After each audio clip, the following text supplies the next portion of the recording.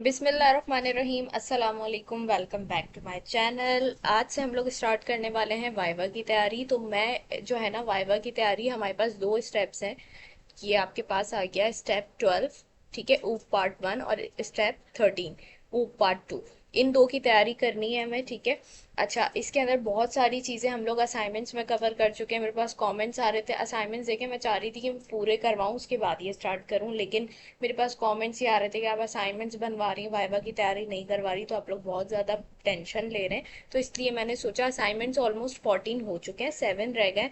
वो भी मुझे टाइम मिलेगा तो मैं साथ साथ कवर करवा दूंगी, लेकिन अब मैं पहले वाइवा की तैयारी स्टार्ट करवा रही हूँ, ठीक है। अब देखिए, ये जो हमारे पास ऊप पार्ट 1 है, इसको मैं ओपन करती हूँ। सही है, ओपन किया मैंने। ओपन करने के बाद आपको देखें, एक ये चीज नजर आ रही है और एक ये चीज नजर आ रही है, तो हम इस पे जाएंगे, ऊप इन अ नट शेल पार्ट 1, ठीक है। इसका मकसद ये है कि ये वाले जो आपके पास है ना, ये वाला जो आपके पास लिंक है, यही सब कुछ इसके अंदर भी है, लेकिन क्या किया है, ये एक तरीके से उसका शॉर्ट वर्जन है। यानी जो चीजें इसके अंदर दी गई हैं उन सबको मिनिमाइज करके, शॉर्ट करके यहाँ पे दिया गया है। यानी उन सब चीजों को बहुत आसान अल्फाज में करके, शॉर्ट करके इधर आपको दे दिया गया है। तो इसलिए हम यहीं से तैयारी करेंगे, ठीक है। इसमें थोड़ा ज्यादा डिटेल में दिया गया है और यहाँ पे टू द पॉइंट बात की गई है। सही है, तो हम यहाँ से तैयारी करेंगे। इसको हम ओपन कर लेते हैं। ओपन करने के बाद सबसे पहले देखिए, हमारे पास आ रहा है व्हाट इज ऊप। सही है। अब यहाँ पे हम आते हैं और सबसे पहले समझते हैं ऊप है क्या। सही है, आपसे पूछा जा सकता है कि भाई ऑब्जेक्ट ओरिएंटेड प्रोग्रामिंग क्या है, तो आपने आसान अल्फाज में समझ लेना है। यहाँ पे देखिए, इतना सब कुछ लिखा हुआ है, सही है। इसको ही मैंने शॉर्ट करके आसान अल्फाज में आप लोगों को समझाना है और एग्जाम्पल भी देनी है। देखिए, ऊप एक ऐसा तरीका है, यानी ऑब्जेक्ट ओरिएंटेड प्रोग्रामिंग एक ऐसा तरीका है प्रोग्रामिंग का जो रियल लाइफ चीजों को क्लास और ऑब्जेक्ट की फॉर्म में बनाता है। सही है। बस ये ऊप है। आपसे अगर पूछा जाए ऑब्जेक्ट ओरिएंटेड प्रोग्रामिंग क्या है, तो आपने यही बोलना है, ऑब्जेक्ट ओरिएंटेड प्रोग्रामिंग एक ऐसा तरीका है प्रोग्रामिंग का जो रियल लाइफ चीजों को क्लास और ऑब्जेक्ट की फॉर्म में बनाता है। सही है। अब इसके अंदर एग्जाम्पल की बात करें हम, तो एग्जाम्पल में देखें, आपसे बोला जा सकता है कोई एक एग्जाम्पल दे दें। आप बोल रहे हैं कि रियल लाइफ चीजों को क्लास और ऑब्जेक्ट की फॉर्म में बना के देता है, तो एक एग्जाम्पल दे दें। तो यहाँ एग्जाम्पल इन्होंने दी हुई है हमें कार की, ठीक है। मैं आप लोगों को देती हूँ एक एग्जाम्पल घर की। कुछ डिफरेंट एग्जाम्पल भी होनी चाहिए ताकि आप लोगों को चीजें समझ में आए, ठीक है। हम एक घर की एग्जाम्पल ले लेते हैं। अब देखें, इसके अंदर ना, ऊप के अंदर हमारे पास चार चीजें होती हैं, class, object, properties and actions, ठीक है। अब एग्जाम्पल जो मैं घर की लेने वाली हूँ, मैं वो इन चारों चीजों को बीच में रखते हुए लूंगी, ठीक है। क्लास भी बताऊंगी, ऑब्जेक्ट भी बताऊंगी, प्रॉपर्टीज भी बताऊंगी और एक्शंस भी बताऊंगी। सबसे पहले बात कर लेते हैं क्लास की। क्लास होती क्या है? एक डिजाइन या प्लान होता है, ठीक ठीक है। यानी किसी भी चीज का कोई डिजाइन, टेम्पलेट या ब्लूप्रिंट कह लें, वो होता है। सही है। जैसे अब मैं घर की मिसाल ले रही हूँ, तो अगर मैं बोलूँ घर की क्लास क्या होगी, तो देखिए, घर कभी भी ऐसे ही नहीं बन जाता। सही है। घर बनाने के लिए हमेशा पहले क्या करना पड़ता है, उसका एक डिजाइन बनाना पड़ता है, एक नक्शा बनाना पड़ता है, बनता है। तो अब घर का हम जो नक्शा बनाएंगे, सबसे पहले उसका नक्शा बनेगा, डिजाइन बनेगा, कि हमने बोलना है इतनी जगह है भाई, यहाँ पे एंट्रेंस होनी चाहिए, यहाँ पे बेडरूम होना चाहिए, यहाँ पे लाउंज होना चाहिए, यहाँ पे किचन, यहाँ पे वॉशरूम। सारी चीजें हम पहले डिजाइन करते हैं, उसके बाद घर बनता है। तो ये जो हम डिजाइन कर रहे हैं ना, नक्शा बना रहे हैं घर का, ये हमारी क्या हो जाएगी, क्लास हो जाएगी, ठीक है। क्लास क्या होता है, हमारे पास किसी भी चीज का डिजाइन, टेम्पलेट बनाना, नक्शा बनाना। सही है। वो रियल चीज हम नहीं बना रहे, वो सिर्फ अभी हम उसका एक डिजाइन बना रहे कि इस तरीके से हमने ये चीज बनानी है, यानी घर बनाना है। तो घर की हम क्लास बना रहे हैं, यानी एक नक्शा बना रहे हैं। हम बता रहे हैं भाई, यहाँ पे एंट्रेंस होगी, यहाँ पे ड्राइंग रूम होगा, यहाँ पे किचन होगा, हमने एक नक्शा बना दिया। तो ये हमारी घर की क्लास हो गई, हमने नक्शा बना दिया। उसके बाद बात करते हैं ऑब्जेक्ट की। ऑब्जेक्ट क्या होता है, डिजाइन से बनाई गई असली चीज, ठीक है। ऑब्जेक्ट वो होता है कि आपने एक क्लास बनाई, यानी आपने घर की क्लास बना दी, यानी घर का नक्शा बना दिया। अब उसके बाद आपने उस घर का ऑब्जेक्ट बनाया। यानी ऑब्जेक्ट बनाने से मकसद ये है कि आपने जो क्लास बनाई थी ना घर की, यानी नक्शा बनाया था, अब उस नक्शे से आपने ऑब्जेक्ट बना दिया, यानी आपने अपना घर बना लिया, रियल हाउस बना लिया उस डिजाइन को मद्देनजर रखते हुए। तो ये आपका ऑब्जेक्ट कहलाएगा। अब देखें, आपने पहले क्लास बना ली, यानी नक्शा बना लिया घर का, ठीक है। उस नक्शे से आपने क्या किया, ऑब्जेक्ट बना लिया, यानी अपना रियल घर बना लिया। ठीक है, अब उसके बाद बात आती है प्रॉपर्टीज की। प्रॉपर्टीज भी तो होती है ना। अब देखें, घर बन गया, नक्शा बनाया, नक्शे से घर बन गया, अब घर के बाद प्रॉपर्टीज की बात आ जाती है। प्रॉपर्टीज क्या होती है? भाई आपने घर बना लिया तो घर के अंदर कुछ ना कुछ चीजें भी तो होंगी ना। वो चीजें क्या है? जैसे आपका फैन हो गया, आपकी लाइट हो गई, आपका डोर हो गया, तो ये सब चीजें भी तो है ना। तो ये हमारे पास क्या कहलाएंगी? प्रॉपर्टीज कहलाएंगी। प्रॉपर्टीज के बाद बात आती है एक्शंस की। ठीक है, एक्शंस वो यानी जो हम मेथड्स बनाते हैं, हम अपने टास्क परफॉर्म करवाते हैं।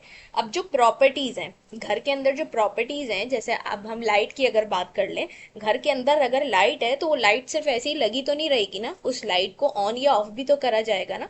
तो यानी उस प्रॉपर्टी से कुछ ना कुछ एक्शन परफॉर्म करवाया जाएगा। तो वो एक्शन हमारे पास यहाँ पे क्या क्या लाता है? हम एक मेथड जो बनाते हैं, आपने देखा होगा हमने जितने असाइनमेंट्स किए उसमें हम क्या करते हैं, जो भी प्रॉपर्टी देते हैं उससे हम कोई ना कोई मेथड बना के कुछ ना कुछ टास्क परफॉर्म कराते हैं। तो इसी तरीके से यहाँ पे भी होगा कि हमारी जो प्रॉपर्टीज हैं, जैसे अगर लाइट है तो लाइट क्या होगी? ऑन होगी या ऑफ होगी। तो हम क्या करेंगे? उससे कोई एक्शन परफॉर्म कराएंगे, हम मेथड या फंक्शन बनाएंगे और उसके थ्रू हम उससे एक्शन परफॉर्म करवा लेंगे। इसी तरीके से अगर हम डोर की बात करें तो डोर भी कुछ ना कुछ काम करेगा। डोर की प्रॉपर्टी भी कुछ ना कुछ काम करेगी, या तो दरवाजा खुलेगा या बंद होगा। तो ये भी कैसे होगा? जब तक हम उससे कोई एक्शन परफॉर्म नहीं कराएंगे वो कुछ भी नहीं करेगा, वो ऐसे ही रहेगा। तो हमें क्या करवाना है? उससे एक्शन परफॉर्म कराना पड़ेगा। तो ये हमारे पास चार चीजें होती है: क्लास, ऑब्जेक्ट, प्रॉपर्टीज और एक्शन। सही है। तो ये मैंने आपको रियल लाइफ की एग्जाम्पल्स के साथ समझाया है कि किस तरीके से आप ऊप्स पे काम कर सकते हैं। तो आई होप आपको ऊप्स भी समझ में आ गया होगा, और जो मैंने एग्जाम्पल्स दिए हैं क्लास, ऑब्जेक्ट, प्रॉपर्टीज और एक्शंस की, वो भी आपको क्लियरली समझ में आ गई होंगी। उसके बाद बात कर लेते हैं वाई यूज ऊप। ऊप को यूज क्यों करना है? ठीक है, तो सबसे पहले यहाँ पे देखें उन्होंने लिखा है मॉड्यूलैरिटी। मॉड्यूलैरिटी क्या है? देखिए, अपने काम को अलग अलग छोटे छोटे हिस्सों में तोड़ सकते हैं यहाँ पे। सही है।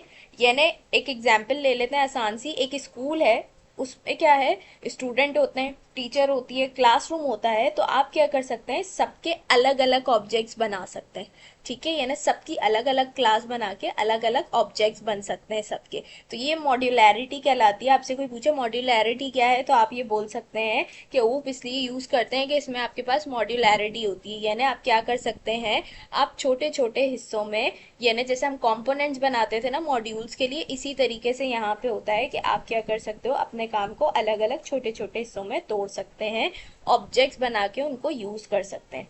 सही है। रीयूजेबिलिटी की बात करें तो दोबारा, रीयूजेबिलिटी की बात करें तो दोबारा यूज कर सकते हैं आप उसको। यानी एक बार क्लास बना ली और उसको हर जगह यूज कर सकते हैं आप। इसकी एक मैं एग्जांपल अगर छोटी सी करके दिखाऊं जिससे ज्यादा अच्छे से क्लियर हो जाएंगी चीजें, तो यहाँ पे देखें, जैसे मैं एक क्लास बनाती हूँ कार की। सही, उसके बाद मैं यहाँ पे दे देती हूँ इनिट। ठीक है, और यहाँ पे हम दे देते हैं कलर, इसकी प्रॉपर्टी, और यहाँ पे मैं दे देती हूँ इसको सेल्फ डॉट और कलर इक्वल्स टू कलर। ठीक है, यहाँ पे मैंने क्या कर दिया? ये कर दिया। अब मैं यहाँ पे आऊंगी, मैं एक ऑब्जेक्ट बनाती हूँ कार वन के नेम से, और मैं अपनी कार को कॉल करती हूँ। यहाँ पे ये मेरी कार आ गई, इसको मैंने कॉल किया। तो यहाँ देखें मुझसे कह रहा है कि कलर की प्रॉपर्टी दें। तो यहाँ पे मैंने जैसे दे दिया रेड। ठीक है, इसी तरीके से मैं यहाँ से दूसरी कार बना लेती हूँ और इसमें मैं कलर दे देती हूँ ब्लू, और इसको हम ऑब्जेक्ट बना देते हैं टू। तो इससे क्या हो रहा है कि अब मैंने क्या किया है? यहाँ पे रीयूजेबिलिटी देख रहे हैं, दोबारा यूज कर रहे हैं। हमने एक ही क्लास बनाई कार के और उसको हम क्या कर रहे हैं? बार बार यूज कर रहे हैं अलग अलग ऑब्जेक्ट्स बना के। पहला ऑब्जेक्ट बनाया, उसमें मैंने कार का कलर रेड दे दिया। दूसरा ऑब्जेक्ट बनाया, उसमें मैंने ब्लू दे दिया। यानी मुझे अलग अलग किस्म की कार्स चाहिए, अलग अलग सॉरी कलर्स की कार चाहिए। तो इसके लिए मुझे बार बार अलग अलग क्लासेस बनाने की जरूरत नहीं है। एक ही क्लास बनाई और उसके अलग अलग ऑब्जेक्ट्स बना के मैं उसको क्या कर रही हूँ? रीयूज कर रही हूँ। तो ये हमारे पास आ जाती है रीयूजेबिलिटी। ठीक हो गया। उसके बाद हम वापस आते हैं, हमारे पास फोर्थ पे कह रहा है, सॉरी थर्ड पे, मेंटेनेबिलिटी। ठीक है, आसानी से कोड चेंज या अपडेट कर सकते हैं आप इसके अंदर। ठीक है, तो ये आपके पास आ जाती है मेंटेनेबिलिटी। लिखा हुआ है ना, easier to maintain and update because it's organize into logical units. आप इजीली अपने कोड के अंदर जाके उसको अपडेट कर सकते हैं, उसको चेंज कर सकते हैं। सही है। उसके बाद आ जाता है स्केलेबिलिटी। ठीक है, प्रोग्राम को आसानी से बड़ा बना सकते हैं। सही, जैसे अभी हमने एग्जाम्पल ली थी स्कूल की। स्कूल के अंदर हमारे पास क्या होते हैं, स्कूल के अंदर हमारे पास स्टूडेंट होते हैं, टीचर्स होती हैं, क्लासरूम्स होते हैं, तो हमने अलग अलग सबके लिए क्लासेस बनाई। अब अगर हम बाद में चाह रहे हैं कि उसको हम अपने प्रोग्राम को थोड़ा और बड़ा करना चाह रहे हैं, हम चाह रहे हैं उसके अंदर कैंटीन भी ऐड हो जाए, लाइब्रेरी भी ऐड हो जाए, तो इजीली आप उसके अंदर मजीद क्लासेस बना के इन चीज़ों को ऐड कर सकते हैं। सही है। लास्ट हमारे पास कह रहा है रियल वर्ल्ड मॉडलिंग। ठीक है, तो यहाँ पे देखें हमारे पास है, यानी ऊप में आप रियल लाइफ जैसी चीजें क्लास और ऑब्जेक्ट की फॉर्म में बना सकते हैं। ठीक है, रियल लाइफ चीजों जैसा लगता है ऊप हमारे पास, और ये समझने में इजी होता है। ठीक है, यहाँ पे लिखा है ना, OOP closely mirrors real world entities making it easier to understand and design systems. ठीक है, तो ये समझने में भी बहुत आसान होता है और आप रियल लाइफ चीजों को क्लास और ऑब्जेक्ट की फॉर्म में बना सकते हैं। ठीक हो गया, तो ये दो चीजें हमने यहाँ पे कवर की, व्हाट इज ऊप, व्हाई यूज ऊप। ठीक है, इसको यहीं तक रखते हैं इस वीडियो को। अब नेक्स्ट वीडियो में हम की प्रिंसिपल्स ऑफ ऊप स्टार्ट करेंगे। तो अब आपने क्या करना है, वीडियोस एक के बाद एक आती जाएंगी और आपने, मैं इसकी एक कोशिश करूंगी प्लेलिस्ट भी बना दूं, तो जिस भी नेम से बनाऊंगी वो नेक्स्ट वीडियो में मैं आपको बता दूंगी। तो आपने क्या करना है, फॉलो कर लेनी है वो प्लेलिस्ट, और एक के बाद एक वीडियोस आती रहेंगी। मेरी कोशिश होगी वीडियो छोटी रहे, 15-20 मिनट से ज़्यादा की ना हो, ज़्यादा से ज़्यादा 10 मिनट की हो, 15 मिनट की हो, इससे ज़्यादा की ना हो, ताकि इंटरेस्ट बना रहे। ज़्यादा लंबी वीडियो होगी तो फिर आप बोर हो जाएंगे। तो आपने क्या करना है, अब इन चीज़ों को एक एक करके आपने साथ साथ समझते रहना है। एक ही बार आप अच्छे से वीडियो देख के अगर चीजों को समझ लेंगे ना, और ऐसे काम करें कि अपने पास एक नोटबुक रखें, पेन रखें, और जो जो मैं बता रही हूँ उसके की पॉइंट्स बनाते जाएं। हेडिंग दें सबसे पहले, व्हाट इज ऊप। ठीक है, जिस तरीके से व्हाट्सएप पे आपके पास पूरा आया था ना एक, कि ये चीजें हैं आपकी वाइवा के लिए, तो उसमें यही था कि आपने क्या करना है, नोट डाउन कर लेना है और आपने लिखते जाना है कि किस किस चीज की आपकी तैयारी हो गई है। तो इसी तरीके से आपने व्हाट इज ऊप लिखना है, उसके बाद आपने जो मैं बता रही हूँ उसमें से जो आपको इंपॉर्टेंट लगती हैं चीजें उसके की पॉइंट्स बनाए।